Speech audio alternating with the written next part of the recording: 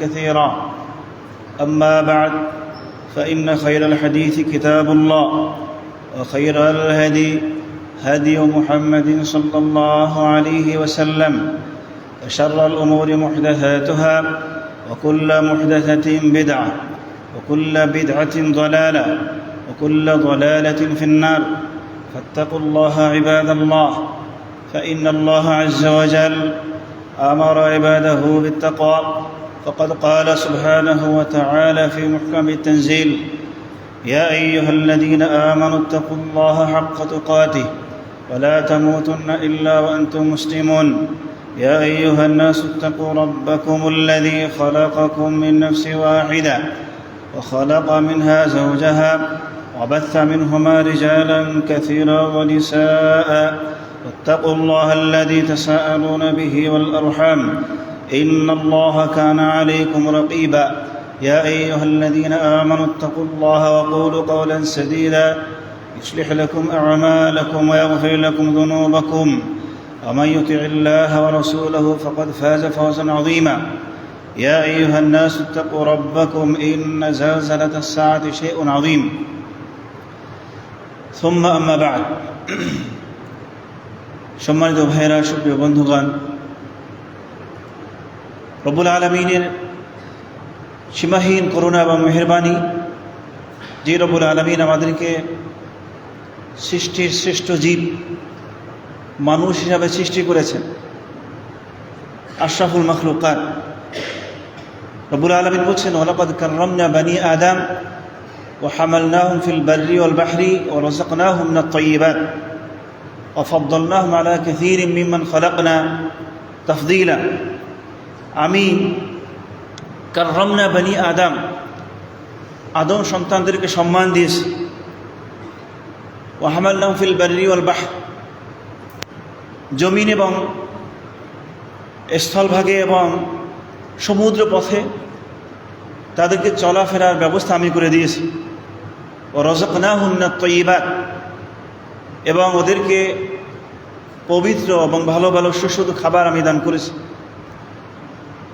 সুতরাং রব্বুল আলামিন, যিনি আমাদেরকে মানব জাতি সৃষ্টির শ্রেষ্ঠ জীব হিসাবে সৃষ্টি করেছেন, তিনি যদি অন্য কোনো জাতি হিসেবে আমাদেরকে সৃষ্টি করতেন, তাহলে আমি নিজের ইচ্ছায় স্বেচ্ছায় মানুষ হয়ে দুনিয়াতে আসার সুযোগ পেতাম না।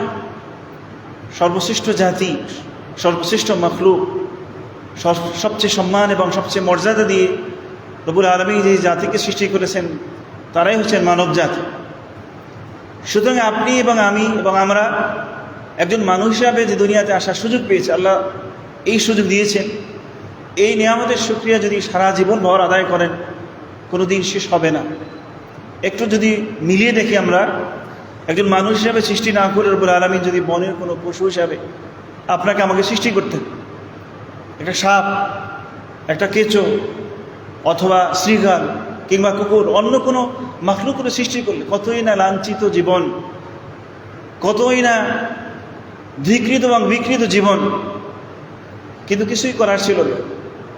আল্লাহ তাআলা আমাদেরকে সেই ধিকৃত বিকৃত এবং লাঞ্ছনার জীবন থেকে মুক্তি দিয়েছে, মানব হিসাবে সৃষ্টি করেছেন, দানব বানাননি। এর শুকরিয়া আমাদের প্রতিটি মুহূর্তে আদায় করা দরকার। শুকরিয়া আদায় বিভিন্ন ভাষা রয়েছে, বিভিন্ন পদ্ধতি রয়েছে, বিভিন্ন সিস্টেম রয়েছে। সেগুলো আমরা বিভিন্ন আলোচনার মাধ্যমে জেনে নেওয়ার চেষ্টা করব যে আল্লাহ তাআলার শুকরিয়া আমরা কীভাবে আদায় করব।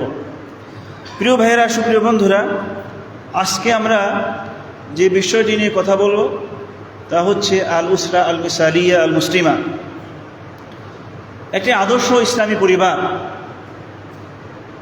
একটি আদর্শ ইসলামী পরিবার, তার গুরুত্ব এবং তার মূল্যায়ন এবং তার প্রয়োজনীয়তা কত যে বেশি আমরা যদি বুঝতাম, এবং ইসলামী শরীয়তের দিক নির্দেশনা অনুযায়ী ইসলামী পরিবার যদি আমরা গঠন করতে সক্ষম হতাম, তাহলে পৃথিবীর চেহারা চেঞ্জ হয়ে যেত, পরিবর্তন হয়ে যেত। সারা পৃথিবীটা আমরা অন্যভাবে দেখতে পেতাম। কারণ একটি পরিবারের সদস্য, এই সদস্যদেরকে নিয়ে একটি পরিবার, কয়েকটি পরিবার নিয়ে একটি গ্রাম, কয়েকটি গ্রাম নিয়ে একটি ইউনিয়ন হয়, কয়েকটি ইউনিয়ন নিয়ে একটি উপজেলা বা থানা হয়, এরপরে ডিস্ট্রিক্ট হয়, এরপরে দেশ হয়, এরপরে কতগুলো দেশ মিলে একটি মহাদেশ হয়, কতগুলো মহাদেশ নিয়ে পৃথিবীটা। সুতরাং এই গোড়া থেকে, সূচনা থেকে পারিবারিক জীবন যদি আমরা ইসলামী শরীয়তের নির্দেশনা অনুযায়ী কোরআন এবং সুন্নাহ ভিত্তিক গঠন করতে সক্ষম হতাম, তাহলেই গোটা বিশ্বের চেহারা চেঞ্জ হয়ে যেত, পরিবর্তন হয়ে যেত। আমরাই সক্ষম হতাম পৃথিবীকে বিনির্মাণ করতে, আমরাই একটি নতুন পৃথিবী উপহার দিতে সক্ষম হতাম। কিন্তু আফসোসের বিষয়, দুনিয়ার মুসলমানেরা নিজেদের পারিবারিক জীবন থেকে শুরু করে ব্যক্তি জীবন এবং পারিবারিক জীবন এবং সাথে সামাজিক জীবন, এভাবে যতই আমরা উপরে উঠি না কেন, প্রত্যেকটি ক্ষেত্রেই আমরা ব্যর্থ। প্রতিটি ক্ষেত্রে আমরা চরমভাবে ব্যর্থ। ব্যক্তি গঠন হিসাবে আমরা নিজেদেরকে যেভাবে গঠন করা দরকার সেভাবে গঠন করতে পারি না। পারিবারিক জীবনে একটি মুসলিম পরিবার যেমন হওয়া দরকার সেটা গঠন করতে আমরা ব্যর্থ। আর এই ব্যর্থতার গ্লানি বহন করতে করতেই পৃথিবীটা আজকের এইরকম কঠিন এবং জটিল পরিস্থিতির মুখোমুখি হয়ে গিয়েছে। পৃথিবীটা যেন মুসলমানদের জন্য বসবাসের উপযোগী নয়। এই পৃথিবীটা যেন অন্য কারোর জন্য, দুনিয়াতে মুসলমানদের থাকার কোনো অধিকার নাই, সুযোগ নেই। এই অবস্থা কেন হলো? এজন্য অন্য কাউকে দায়ী করার কোনো প্রয়োজন নাই। সমস্ত দায়িত্ব আমাদেরই। রব্বুল আলামিন আমাদেরকে সৃষ্টি করেছেন পৃথিবীর নেতৃত্ব দেওয়ার জন্য, পৃথিবীর কর্তৃত্ব করার জন্য, পৃথিবীর মানুষগুলোকে গাইডলাইন দেওয়ার জন্য, পৃথিবীর মানুষগুলোকে সোজা পথে চালাবার জন্য। কিন্তু নিজেরাই যদি সোজা হয়ে চলতে না পারি, বিশ্ববাসীকে আমি কিভাবে সোজা পথে চালাবো? প্রিয় ভাইরা, সুপ্রিয় বন্ধুরা, এজন্য একটি পরিবার, সুন্দর একটি পরিবার, একটি মুসলিম পরিবার কেমন হওয়া দরকার এবং একটি পরিবার গঠনের ক্ষেত্রে কি কি উপাদান আমাদের সামনে রাখা দরকার, কি কি উপাদানের ভিত্তিতে একটি মুসলিম পরিবার সঠিকভাবে পরিচালিত হবে, এই বিষয়গুলো আমাদের আগে জানা দরকার। আমরা যদি নাই জানি তাহলে কোন পথে চলব? আমরা যদি নাই বুঝি তাহলে পরিবার গঠনের ক্ষেত্রে যদি আমি ব্যর্থ হই, তার প্রভাব, যেটা আগে বললাম, সামাজিক জীবনে পড়বে, রাষ্ট্রীয় জীবনে পড়বে এবং গোটা বিশ্বে আমরা ব্যর্থ জাতি হিসাবে নিজেদেরকে এভাবেই আমরা রূপান্তরিত করতে বারবার করে আসছি, এভাবেই করে যাব। প্রিয় ভাইরা, সুপ্রিয় বন্ধুরা, আসুন একটি ইসলামী পরিবার অর্থাৎ একটি আদর্শ মুসলিম পরিবার গঠনের ক্ষেত্রে আমাদের প্রয়োজনীয় কথাগুলো আমরা সংক্ষিপ্ত আকারে শোনার চেষ্টা করি। প্রথম হচ্ছে, একটি পরিবার গঠনের ক্ষেত্রে সবার আগে যা দরকার, 4টি বৈশিষ্ট্যের আলোকে একটি পরিবার গঠিত হয়। তার মধ্যে প্রথম হচ্ছে একজন ব্যক্তি এবং তার স্ত্রী, মানে স্বামী এবং স্ত্রী নিয়ে প্রথমে পরিবারের যাত্রা শুরু হয়। তারপরে শুরু হয় সন্তানদেরকে দিয়ে, এরপরে আপনার আত্মীয় স্বজন। স্বামী এবং স্ত্রীর পূর্বে দরকার মা বাবা। এই যে স্টেজগুলো, এই যে স্তরগুলো, এই স্তরগুলো যদি আপনি সুষ্ঠুভাবে সূচনা করতে না পারেন, সুন্দর পরিকল্পনার ভিত্তিতে যদি অগ্রসর হতে না পারেন, তাহলে ব্যর্থতার গ্লানি সারা জীবন আপনাকে বয়ে বেড়াতেই হবে। প্রথমেই একটি সুন্দর পরিবার গঠনের জন্য যা দরকার তা হচ্ছে একজন দিনদার, আদর্শ চরিত্রবান ছেলে এবং একজন আদর্শ চরিত্রবান নারী চয়ন করা। কিন্তু সেক্ষেত্রে আমরা কি করি? রাসূল সাল্লাল্লাহু আলাইহি ওয়াসাল্লাম বলেছেন, তুনকাহুল মারআ লিআরবাহ, 4টি বৈশিষ্ট্যের আলোকে অথবা গুণাবলী দেখে একজন নারীকে বিবাহ করা হয়। তার মধ্যে বিজামালিহা, তার সৌন্দর্য দেখে, বিহাসাবিহা, তার বংশ দেখে, বিমালিহা, তার সম্পদ দেখে, অবিদিনিহা, এবং তার দিনদারি দেখে। কিন্তু আমরা কোনগুলো অগ্রাধিকার দিই? রাসূল সাল্লাল্লাহু আলাইহি ওয়াসাল্লাম বলেছেন, ফাযফার বিযাতিদ দ্বীন, এই 4টা বিষয়ের ভিতরে তোমরা সবার আগে দিনকে প্রাধান্য দিবে। তারিবাত ইয়াদাক, তাহলে তোমার হাতগুলো বরকতময় হবে। তাহলে আমরা বৈবাহিক জীবন, যে দাম্পত্য জীবন শুরু করি, সূচনা লগ্নে আমরা যে ভুলটা করে বসি তা হচ্ছে দিনদার একজন পাত্রী খোঁজার পরিবর্তে কার অর্থ বেশি, কে সৌন্দর্য বেশি, অথবা কে উচ্চ বংশের, এগুলো খোঁজাখুঁজি শুরু করি। সবার শেষে দিনদারি। আল্লাহ রাসূল সাল্লাল্লাহু আলাইহি ওয়াসাল্লাম বললেন, 4টা বৈশিষ্ট্যের আলোকে নারীকে বিবাহ করা হয়, তার মধ্যে দিনদারিকে প্রাধান্য দেওয়া হবে। কারণ দিনদারিকে যদি প্রাধান্য দেওয়া হয়, ফার বিদায়াতিদ দিন তারিবাত ইয়াদাক, তোমার দুই হাত বরকতময় হবে। আপনি জীবনকে বরকতময় করতে চান, কিন্তু এই চমৎকার রাসূল সাল্লাল্লাহু আলাইহি ওয়াসাল্লামের এই নির্দেশনা আপনি মানতে রাজি নন। আপনি আপনার জীবনকে বরকতময় করতে চান, সুন্দর করতে চান, কিন্তু সূচনা করেছেন রাসূল সাল্লাল্লাহু আলাইহি ওয়াসাল্লামকে অবজ্ঞা করার ভিত্তিতে। আল্লাহ রাসূল সাল্লাল্লাহু আলাইহি ওয়াসাল্লামের এই নির্দেশনা আপনি শুরুতেই ভঙ্গ করলেন, লঙ্ঘন করলেন। আপনার জীবন কিভাবে বরকতময় হবে? প্রিয় ভাইয়েরা, সুপ্রিয় বন্ধুরা, আল্লাহ রাসূল সাল্লাল্লাহু আলাইহি ওয়াসাল্লামের নির্দেশনার আলোকে আমাদের জীবনের সূচনা লগ্নে দিনদারিকে প্রাধান্য দিয়ে তারপরে শুরু হবে আপনার দাম্পত্য জীবন। সন্তানাদি লালন পালন করার ক্ষেত্রে, সেক্ষেত্রেও দেখা যায় আমরা দিনদারিকে অপশন কিংবা অতিরিক্ত, অর্থাৎ এটা না হলেও চলে অথবা হলেও পরে দেখা যাবে, আগে তাকে দুনিয়াবী শিক্ষাদান করো, আগে তাকে ডাক্তার বানাও, আগে তাকে ইঞ্জিনিয়ার বানাও, আগে তাকে ব্যবসায়ী করো, আগে তাকে এই করো সেই করো, এরপরে সুযোগ থাকলে তারপরে তাকে দিনদারি শেখানো হবে। এটা হচ্ছে আমাদের প্র্যাকটিস, এটা হচ্ছে মুসলিম দুনিয়ার মুসলমানদের আজকের অবস্থা। এই অবস্থার আলোকেই আর এই অবস্থার কারণেই পৃথিবীব্যাপী মুসলমানদের যে দৈন্যদশা আমরা দেখতে পাচ্ছি, সেজন্য অন্যতম দায়ী হলো এগুলো। সারা বিশ্ব যিনি নিয়ন্ত্রণ করেন, যিনি পরিচালনা করেন, যার হাতে গোটা বিশ্ব নিয়ন্ত্রিত হয়, যার ইচ্ছায় সূর্য ওঠে, যার ইচ্ছায় সূর্য ডোবে, যার ইচ্ছাতে চাঁদ ওঠে আবার চাঁদ হারিয়ে যায়, যার ইচ্ছাতে বৃষ্টি আসে আবার বৃষ্টি থেমে যায়, যিনি আপনাকে আমাকে রিজিকের ব্যবস্থা করেন, যিনি রাতের আগমন ঘটান আবার রাতকে বিদায় করে দিনকে নিয়ে আসেন, যার হাতে আপনার জীবন, যার হাতে আপনার মরণ, যার হাতে আপনার সফলতা এবং যার হাতে আপনার ব্যর্থতা, তাকে আপনি অবমূল্যায়ন করবেন, তাকে গুরুত্ব দিবেন না। তার আদেশ এবং নিষেধাজ্ঞা টোটালি আপনার কাছে মূল্যহীন। তাকে খুশি করা, তার সন্তুষ্টি অর্জন করা, তার দিক এবং নির্দেশনাগুলো মেনে চলা, এটাকে আপনি গুরুত্ব দিবেন না, অথচ সফলতা খুঁজে বেড়াবেন, কোশ্চিনকালেও সম্ভব নয়। প্রিয় ভাইয়েরা, সুপ্রিয় বন্ধুরা, তাহলে পারিবারিক জীবনের পরিবার গঠনের ক্ষেত্রে যদি আমি ব্যর্থ হই, আপনার জীবনে কোনোদিন সফলতা স্বপ্ন দেখা আপনার জন্য দুঃস্বপ্ন। আপনি পারিবারিক জীবনে ব্যর্থ, আপনি জীবনের প্রত্যেকটি ক্ষেত্রে ব্যর্থ। পারিবারিক জীবনে যদি আপনি সফল হন, আপনি জীবনের প্রত্যেকটা ক্ষেত্রে সফল। আপনি সাপোজ মনে করেন খুব বেশি অর্থ আপনার নেই, সামাজিকভাবে খুব বেশি কোনো পদাধিকার কোনো ব্যক্তি আপনি নন, কোনো ক্ষমতা আপনার হাতে নেই, আপনি তেমন বেশি অর্থের মালিক হতে পারেননি, কিন্তু সুন্দর একটি পরিবার গঠন করতে পেরেছেন। পারিবারিক জীবনে স্বামী এবং স্ত্রী উভয়ের মাঝে চমৎকার একটি সম্পর্ক রয়েছে, বোঝাপড়া রয়েছে, আপনার ছেলে মেয়ের সাথে আপনার সুন্দর সম্পর্ক, প্রত্যেকেই আপনাকে সম্মান করে, আপনাকে মর্যাদা দেয়, প্রত্যেকে আপনার আনুগত্য করে। মায়ের প্রতি বাবার প্রতি যে আনুগত্য থাকা দরকার, যেই ভালোবাসা এবং যেই সম্মানবোধ থাকা দরকার সন্তানদের, সেগুলো রয়েছে। আবার পিতা হিসাবে কিংবা মাতা হিসাবে সন্তানদের প্রতি আপনার যে দায়িত্ববোধ এবং কর্তব্যবোধ আপনি সঠিকভাবে পালন করে যাচ্ছেন। আপনি ঘরের ভিতরে দেখলে, ঘরের ভিতরে ঢোকার সাথে সাথে মনে হচ্ছে আপনি একটি জান্নাতি পরিবেশে প্রবেশ করলেন। ঘর থেকে বের হলেই মনে হবে যে আপনি যেন জাহান্নামের ভিতরে প্রবেশ করছেন। আপনি সারা পৃথিবী যেখানেই যাচ্ছেন, আপনার মানসিক অস্থিরতা, আপনার পেরেশানির শেষ নাই। আপনি অর্থনৈতিক ক্ষেত্রে, ব্যবসায়িক ক্ষেত্রে, চাকরির জীবনে সব ক্ষেত্রে ব্যর্থ, কিন্তু ঘরে যখন ঢুকছেন আপনার ছেলে মেয়েদের সাথে, আপনার স্ত্রীর সাথে এই গুড সম্পর্কের কারণে, চমৎকার একটি সৌহার্দ্যপূর্ণ একটি ইসলামী পরিবেশ থাকার কারণে আপনি দেখবেন সমস্ত ক্লানি, সমস্ত পেরেশানি এবং সমস্ত আপনার দুশ্চিন্তা সব মুহূর্তের ভিতরে উধাও হয়ে গিয়েছে।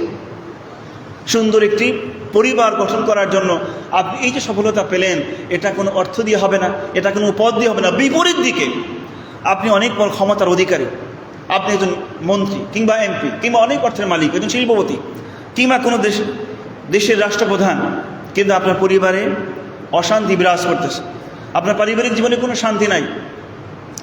দেখবেন আপনার জীবনটা আপনার কাছে মনে হবে আপনি একটা জাহান্নামে বসবাস করতেছেন।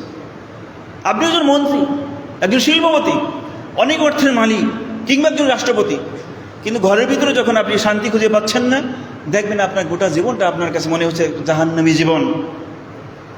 এটাই বাস্তবতা, এটাই হচ্ছে প্র্যাকটিক্যাল বিষয়।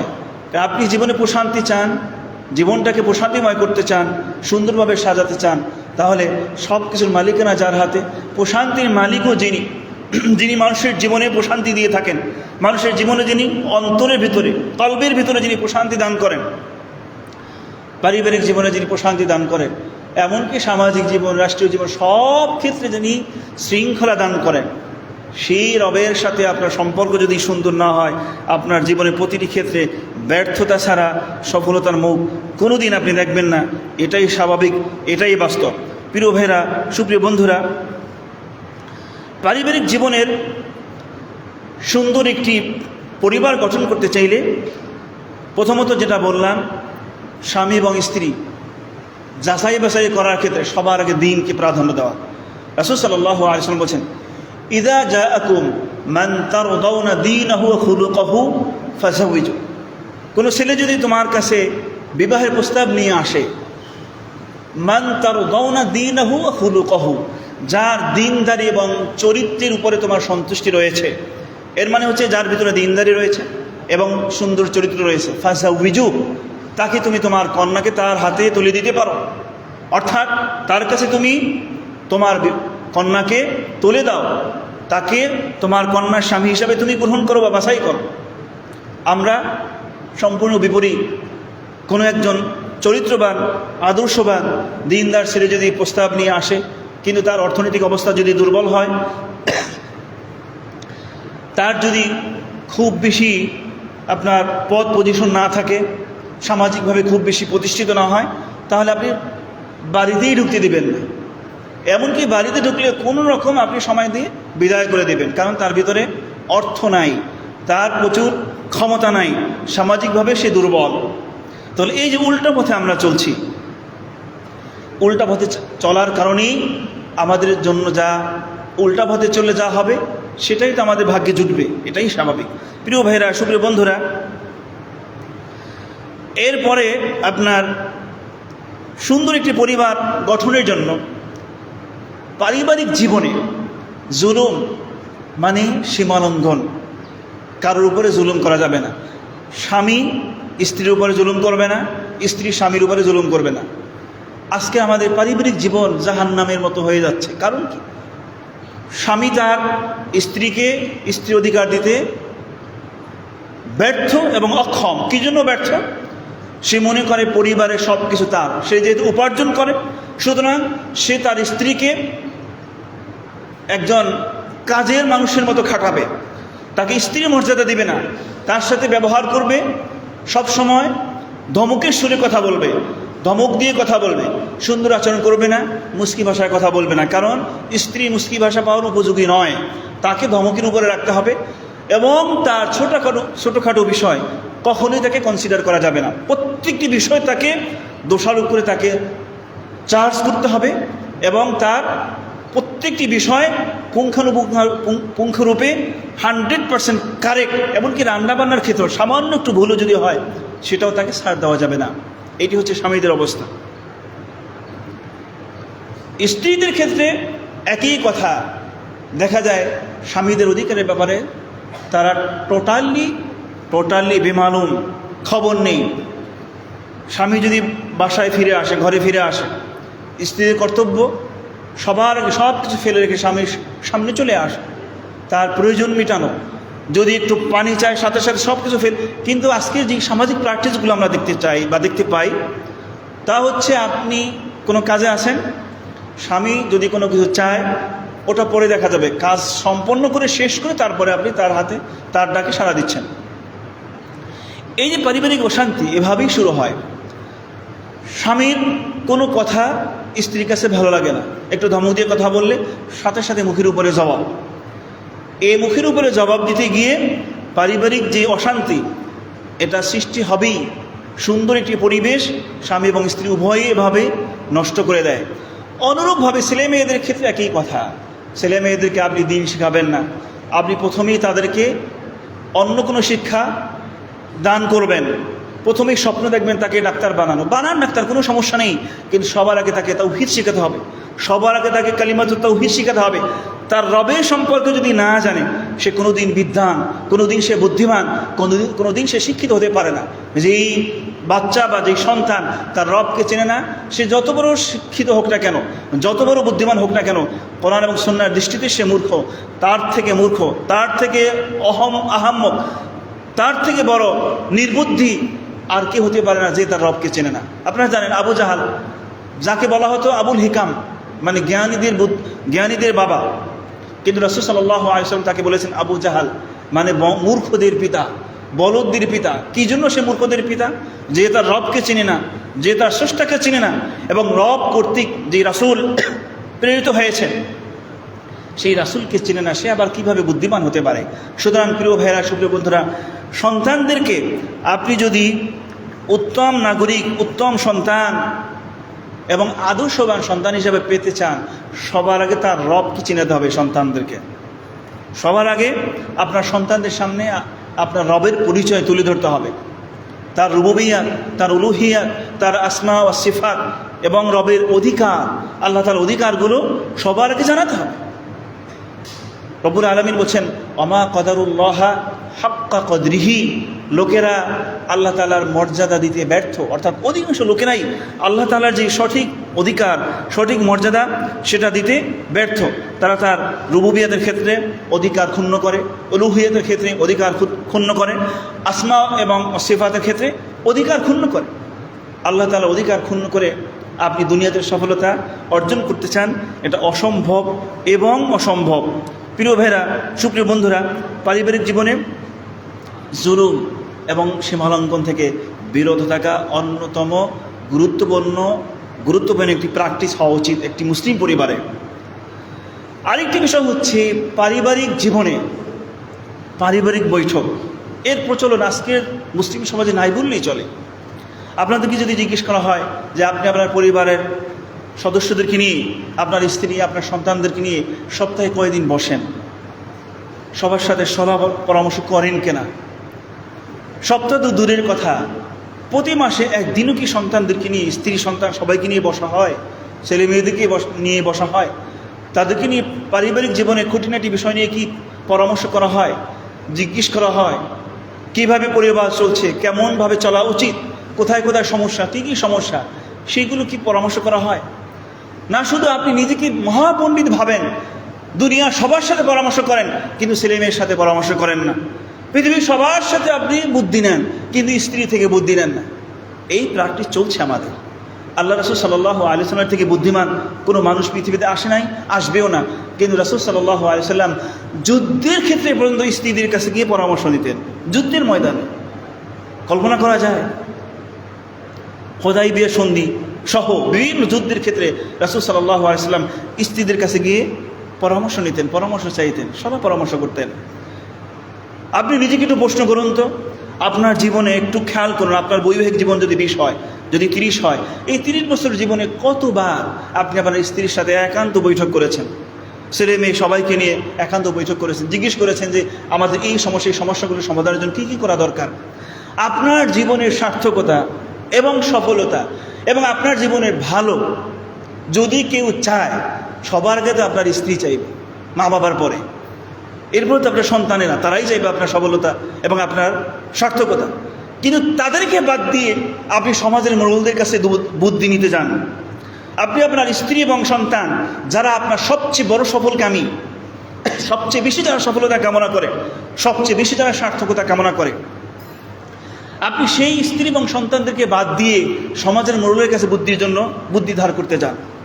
আপনি সমাজের অমুকের কাছে তমুকের কাছে গিয়ে হাজির হন, কিন্তু স্ত্রীর কাছে একটু পরামর্শ কোনোদিন জানতে চান না, সন্তানদের কাছে কোনো কিছু কোনোদিন শেয়ার করেন না। কারণ কি? একটা ইগো ভাব, নিজের ভিতরে একটা ইগো ভাব, মানে আমি একটা বিশাল ব্যাপার স্যাপার, আমি এরকম একজন বুদ্ধিমান মানুষ, আমি এরকম সমাজে প্রতিষ্ঠিত ব্যক্তি, অনেক শিক্ষিত মানুষ, এটা আমার জন্য বেমানা যে আমি স্ত্রীর কাছে পরামর্শ চাই। এটা হচ্ছে আমাদের অবস্থা। আপনি নিজেকে এত বেশি পণ্ডিত ভাবেন, এত বেশি বুদ্ধিমান ভাবেন যে রাসূল সাল্লাল্লাহু আলাইহি ওয়াসাল্লামের থেকে বড় বুদ্ধিমান হয়ে গেলেন আপনি। আল্লাহ রাসূল সাল্লাল্লাহু আলাইহি ওয়াসাল্লাম স্ত্রীদের কাছে পরামর্শ চাইতেন। এই জন্য প্রিয় ভাইরা, সুপ্রিয় বন্ধুরা, একটি আদর্শ মুসলিম পরিবার বা মুসলিম ফ্যামিলি যদি আপনি গঠন করতে চান, পারিবারিক বৈঠক এটা চালু করা জরুরি এবং জরুরি। আজকে থেকে শুরু করেন। আজকে জুমার দিন, এই খুতবার পরে, আসরের পরে আপনি সন্তানদেরকে নিয়ে, স্ত্রীদেরকে নিয়ে বসেন, বসে আপনার পারিবারিক জীবনের বিষয়গুলো, খুঁটিনাটি বিষয়গুলো শেয়ার করুন। আপনি শেয়ার করার ভিত্তিতে সুন্দর সুন্দর পরামর্শ যেমন চাবেন, আবার সাথে সাথে আপনার স্ত্রী, আপনার সন্তানের আপনার জন্য দোয়াও করবে, মন থেকে দোয়া করবে। আপনার সন্তানের আপনার জন্য বলবে, রব্বুল আলামিন আমার বাবা এই সমস্যা আছে। যখন আপনি সমস্যার কথা সন্তানদের সাথে শেয়ার করবেন, সবার আগে যেই মানুষগুলো আপনার সমস্যা দূর করার জন্য আল্লাহ তাআলার কাছে মন খুলে, প্রাণ খুলে, চোখের পানি ফেলে দিয়ে কান্নাকাটি করবে, তারা তো আপনার সন্তানেরা। অন্য কেউ করবে এটা? আপনার সন্তানেরা যখন জানবে আপনি এই সমস্যা আছে, যখন আপনি শেয়ার করবেন, দেখা যাবে মনের অজান্তে গভীর রাতে উঠে আপনার সন্তান আল্লাহ তাআলার কাছে হাত তুলে চোখের পানি ফেলে দিয়ে বলছে, রব্বুল আলামিন আমার বাবা এই সমস্যা আছে, তুমি আমার বাবার সমস্যাগুলো সমাধান করে দাও। আমার বাবা ঋণগ্রস্ত হয়ে গিয়েছে, আমার বাবার ঋণগুলো তুমি পরিশোধ করে দাও। রব্বুল আলামিন আমার বাবা সামাজিকভাবে এই চাপের মধ্যে আছে, এই সমস্যাগুলো তুমি সমাধান করে দাও। এই যে সন্তানগুলো বলবে, অনুরূপভাবে আপনার স্ত্রী আপনার জন্য যে দোয়া করবে, এটিকে আপনি অন্যদের থেকে পাবেন। অন্যদের থেকে যাদের সাথে আপনি ঘন ঘন শেয়ার করতে যান, যাদেরকে আপনি চা খাওয়ান, যাদেরকে আপনি নাস্তা করান সুন্দর সুন্দর বুদ্ধি নেওয়ার জন্য, কিন্তু এরা কুবুদ্ধি ছাড়া সুবুদ্ধি কোনোদিন দিবে না। This is the practice of man. মানুষের একটি অভ্যাস হচ্ছে, মানুষের প্র্যাকটিস হচ্ছে, কেউ কোনোদিন আপনার ভালো চাইবে না, উপরে উপরে যতই ভালো দেখান। আপনি যখনই যাবেন কারোর কাছে বুদ্ধি নেওয়ার জন্য, মনে মনে ভাববে এমন বুদ্ধি দেওয়া যাবে না যাতে ওই লোকটা সফল হয়, এই লোকটা অর্থনৈতিকভাবে আরও বেশি অ্যাডভান্স হয়, এই লোকটা আমার থেকে বেশি অর্থনৈতিকভাবে স্বাবলম্বী হোক, এটা কেউ চাইবে না। সুতরাং আপনি উপরে উপরে আপনাকে যতই ভালো দেখাক না কেন, আপনি ভালো ভালো বুদ্ধি নিতে যাবেন, আপনাকে এমন এমন বুদ্ধি দেবে যাতে আপনার কুবুদ্ধি ছাড়া ওগুলোকে সুবুদ্ধি বলা যায় না। এটাই মানুষের চরিত্র। মানুষের ভিতরে হাসা, হিংসা এবং বিদ্বেষ, এগুলো ব্যাপকভাবে মানুষের ভিতরে পাওয়া যায়। যে মানুষ আপনি যতই বন্ধু হোক না কেন, আপনার ভালো কোনো দিন চাইবে না। আপনি ভালো হোক, তার থেকে আপনি ভালো হন, তার থেকে আপনার অর্থ বেশি হোক, আপনি তার থেকে আরও বেশি মর্যাদাবান হন, এটা কেউ চাইবে না। কিন্তু এটা চাইতো কে? আপনার সন্তানেরা চাইতো, আপনার স্ত্রী চাইতো, কিন্তু আপনি তাদের সাথে কোনো কিছুই শেয়ার করেন না। শেয়ার করেন এমন ব্যক্তিদের কাছে যারা কোনোদিন আপনার সফলতা কামনা করবে না বা চাইবেও না, এবং সবসময় চেষ্টা করবে আপনাকে কুবুদ্ধি দিতে, যাতে করে আপনি ডাউন হয়ে যান। এই যে দেখেন আমাদের দেশে কিছু প্র্যাকটিস পাবেন, চেয়ারম্যান নির্বাচন করার জন্য সবাই খালি বুদ্ধি দিতে থাকে। মেম্বারই নির্বাচন করো ভাই, মেম্বারই নির্বাচন করো, তোমার আমরা মেম্বার বানাইতে চাই। আসলে কি সে তার মর্যাদা কিংবা সম্মান কিংবা তার অর্থ বেশি হোক এই জন্য তাকে মেম্বার হতে বলে? ভিতরে ভিতরে টার্গেট থাকে, ওরে মেম্বারিতে নামাই দিই, ওর যা আছে সব আমি শেষ করে দিতে চাই, ওরে আমি চেয়ারম্যানিতে নামাই দিই যাতে করে ওর যা আছে সব শেষ হয়ে যাক। চেয়ারম্যান হতে পারবে কিনা আবার মোটা পরে দেখা যাবে, কিন্তু আপাতত যা আছে এগুলো থেকে কিছু শেষ হোক। তাহলে এই যে বুদ্ধিগুলো সামাজিকভাবে আপনি পাচ্ছেন, এটাই হচ্ছে মানুষের প্র্যাকটিস। কোনোদিন মানুষ আপনার সফলতা চাইবে না। সফলতা যিনি চাবেন, সবার আগে আল্লাহ তাআলা মানুষের সফলতা চান, এরপরে আপনার মা বাবা যেমন আপনার সফলতা কামনা করেন, অনুরূপভাবে আপনার স্ত্রী সন্তান আপনার সফলতা কামনা করবে, অথচ তাদের সাথে আপনি কোনো কিছুই শেয়ার করেন না। আবার শেয়ার করার আগে তাকে যে সুন্দর ইসলামী শিক্ষা দিবেন, সেক্ষেত্রে আপনি পিছপা হয়ে আছেন। সন্তানদেরকে আপনি দিন শেখাবেন না, তাদেরকে আপনি তাওহীদ শেখাবেন না। তাওহীদ যদি না শেখান, দিন যদি না শেখান, ওই সন্তান কোনোদিন আপনার সুপুত্র হতে পারে না। যে তার রবকে চেনে না, সে তার বাবাকেও চিনবে না। যে তার রবের সম্মান দিতে পারে না, সে তার বাবাকে সম্মান দিতে ব্যর্থ হবেই, এটাই স্বাভাবিক। প্রিয় ভাইরা, সুপ্রিয় বন্ধুরা, ব্যক্তি জীবন গঠন থেকে শুরু করে পারিবারিক জীবন যদি সুন্দর হতো, তাহলে পৃথিবীর চেহারা চেঞ্জ হয়ে যেত। আপনারা জানেন, ছোট ছোট বালু কারখানা, বিন্দু বিন্দু জল গড়ে তোলে মহাদেশ, সাগরতল। এই একটা একটা বালু মিশিমিশি পৃথিবীটা, এবং এভাবেই মহাদেশ, একটার পর একটা মহাদেশ, এবং সমস্ত মহাদেশগুলো মিলিয়ে এই পৃথিবীটার পরিচয়। সুতরাং একটি ব্যক্তি যদি সুন্দর হয়ে যায়, ওই ব্যক্তির পরিবারটা যদি সুন্দর হয়ে যায়, পরিবারের 10 জন সদস্য সবাই যদি সোনার মানুষ হয়ে যায়, কোরআন এবং সুন্নাহ ভিত্তিক যদি নিজেদেরকে গঠন করতে পারে, এরাই সোনার মানুষ। পৃথিবীতে সোনার মানুষ তারাই যাদের ভিতরে কোরআন আছে, যাদের ভিতরে সুন্নাহ রয়েছে, আর তারাই পৃথিবীতে অকৃতকার্য, অথর্ব এবং ক্ষতিগ্রস্ত, যাদের ভিতরে কোরআন এবং সুন্নাহর প্র্যাকটিস নাই।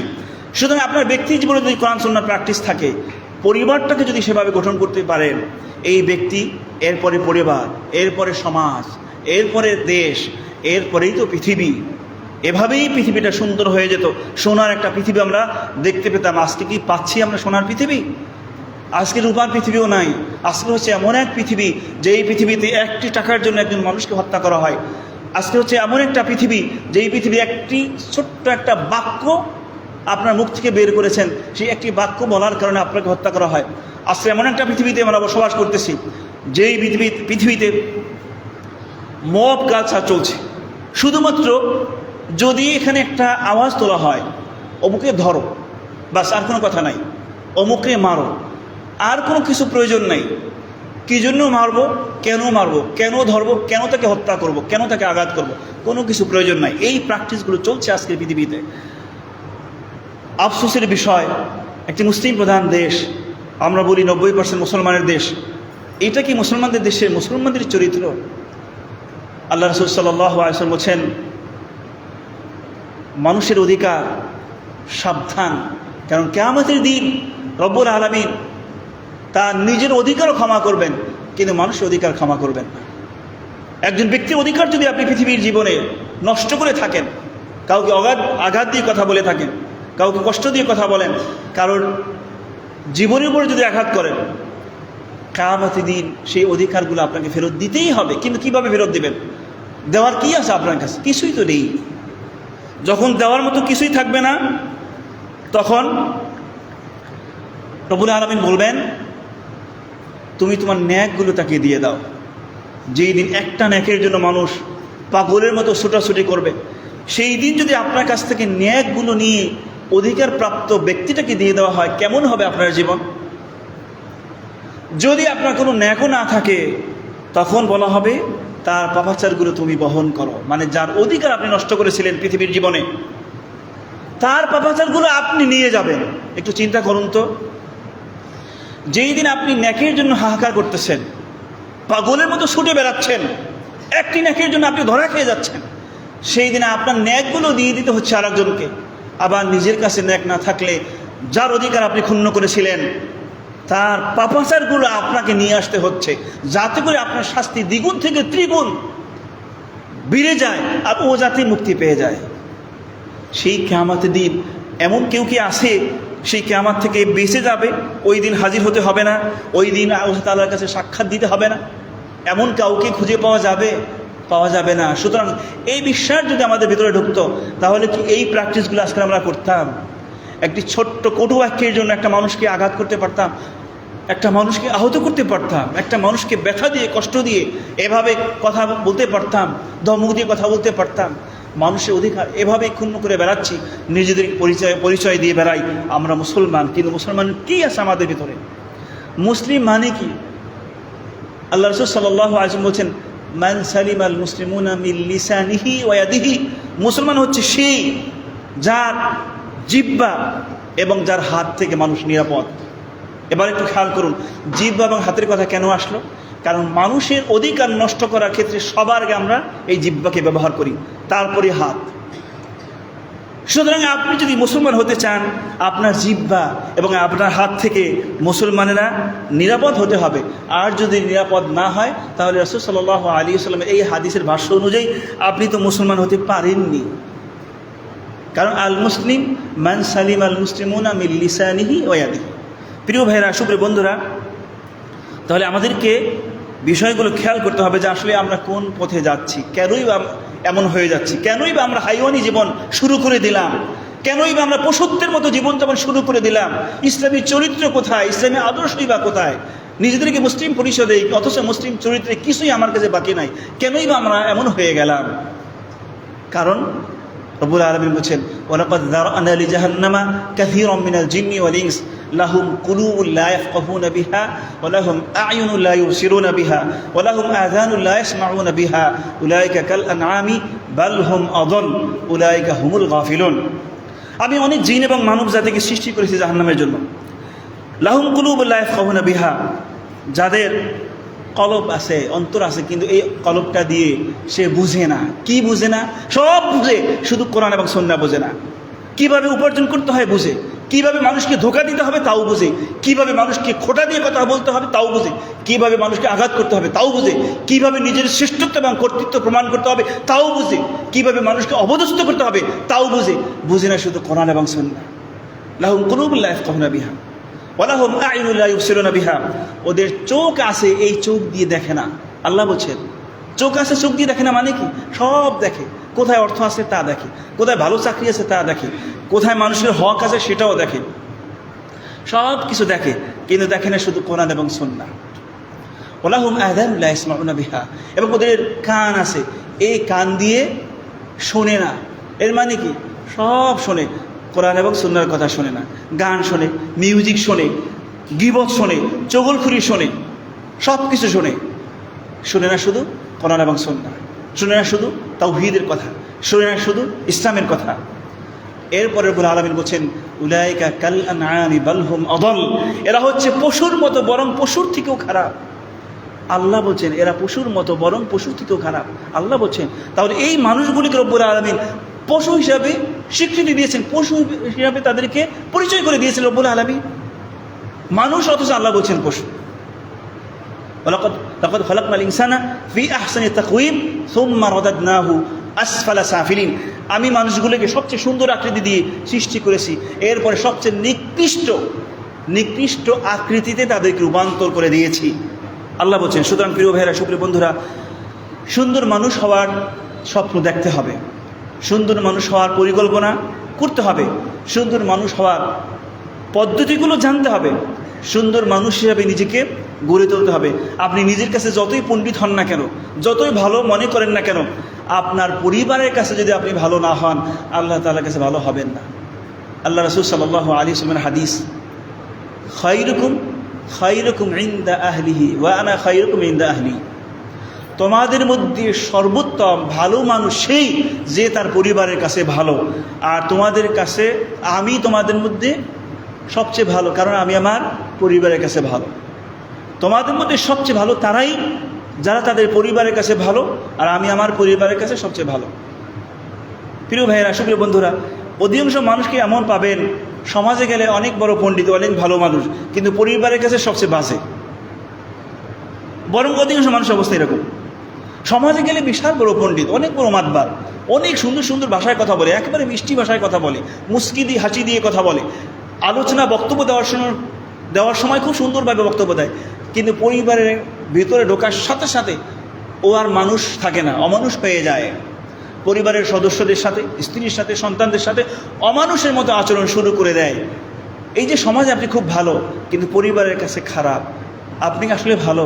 রাসূল সাল্লাল্লাহু আলাইহি ওয়াসাল্লামের হাদিস অনুযায়ী আপনি আসলে খারাপ মানুষ, কারণ পরিবারের কাছে আপনি খারাপ।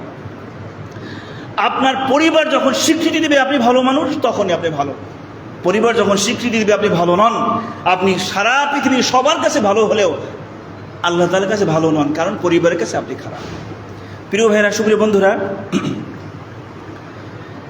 সুন্দর পরিবার গঠন করার জন্য যে ম্যাটেরিয়ালসগুলো, যেই পয়েন্টগুলো আলোচনা করা দরকার, আমি সবগুলো আলোচনা করতে পারবো না, কারণ সময় খুব বেশি নাই আমার হাতে।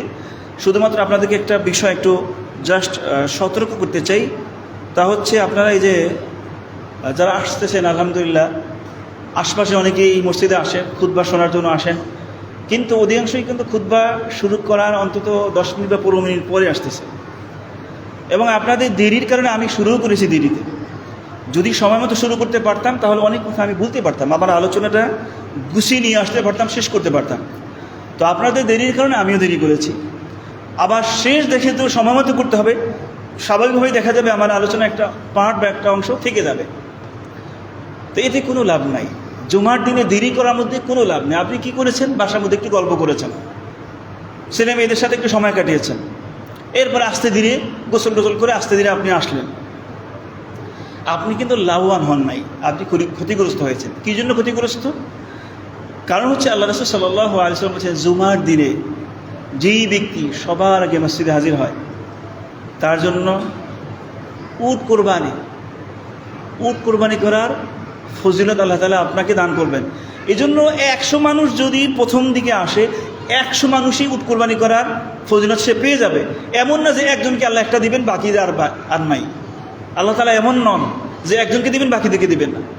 এরপরে গরু, এরপরে ছাগল, মানে এভাবে কমতে থাকে। তাহলে আপনি এই যে দেরিতে আসলেন, লাভ হলো কি? উট কোরবানি গেল, গরুও গেল, ছাগলও গেল, মুরগিও গেল। এমনকি আপনারা যেই সময় আসেন ডিমের সওয়াব পাওয়া কঠিন, মানে ডিম দান করার সওয়াব পাওয়া কঠিন। এভাবে দেরি করার মধ্যে কোনো লাভ নাই। একটু জুমার দিন আপনারা জুমার দিনের খুতবাটা বা আলোচনাটা যত গুরুত্ব দিয়ে মানুষ শোনে, ইচ্ছা হোক অনিচ্ছা হোক এখানে কথা বলার সুযোগ থাকে না। ওয়াজের মধ্যে মানুষ কথা বলে, কেউ কেউ গান গায়, কেউ কেউ ঘোরাফেরা করে, কিন্তু খুতবার সময় সব কিছু থেকে মুক্ত থাকে, মনটা থাকে ফ্রেশ, সুন্দরভাবে একাগ্র চিত্তে আলোচনা শোনে। তাহলে এই যে সুন্দর একটি পরিবেশ এবং এই সুন্দর একটি অবস্থা, এটাকে আপনি সুন্দরভাবে কাজে লাগানোর চেষ্টা করবেন। জুমার দিন একটা দিন একটু আগে ভাগে যদি আসেন, শুরু থেকে শেষ পর্যন্ত থাকেন, একটি বিষয়কে কমপ্লিটভাবে আপনি শুনতে পারলেন, তাহলে আপনার যেমন ওই সওয়াব পালেন দান সদকার, অনুরূপভাবে আলোচনাটাও আপনি আত্মস্থ করতে পারলেন, সুন্দরভাবে শোনা আপনার পক্ষে সম্ভব হলো। বারাকাল্লাহু লি ওয়া লাকুম ফিল কুরআনিল আযীম ওয়া নাফা'নি ওয়া ইয়্যাকুম বিমা ফীহি মিনাল আয়াতি ওয়া যিকরিল হাকীম। আকুলু কওলি হাযা ওয়া আস্তাগফিরুল্লাহ লি ওয়া লাকুম ওয়া লিসাইরিল মুসলিমিনা মিন কুল্লি যামবিন ফাস্তাগফিরু ওয়া তুবু ইলাইহি ইন্নাহু হুয়াল গফুরুর রহিম।